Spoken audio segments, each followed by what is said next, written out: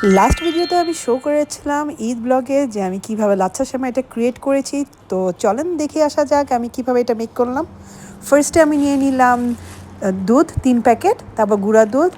আর obviously এটা ছাড়া তো হবেই না, ব্রাহ্মণবাড়িয়া স্টোর থেকে নেওয়া 580 টাকা এটার কস্ট। আর এটা অনেক আগে থেকে এটা নিউ মার্কেটে সেল করে ওনারা। আমি সেই ছোটোকাল থেকে আমার মায়ের হাতে এটা খেয়ে আসতেছি, আর এটা অবভিয়াসলি আমার মায়ের recipe.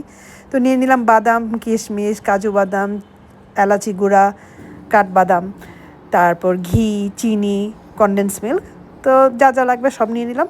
Hi friends, welcome to my another blog.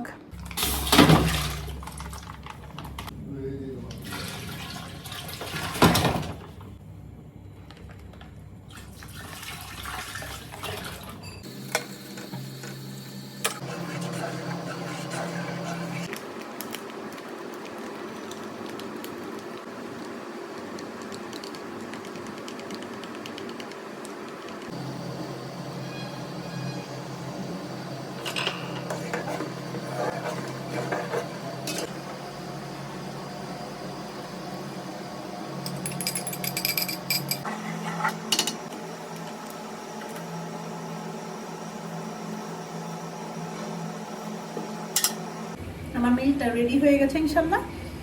এখন এটা আমি ঠান্ডা করার জন্য এই পাশে রেখে দেবো।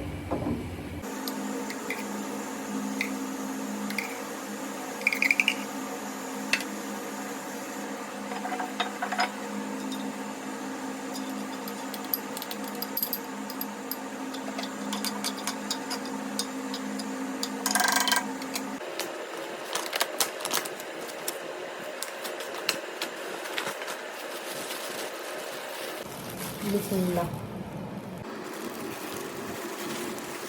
বিসমিল্লাহ।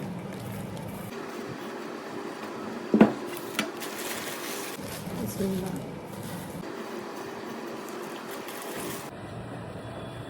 বিসমিল্লাহির রহমানির রহিম।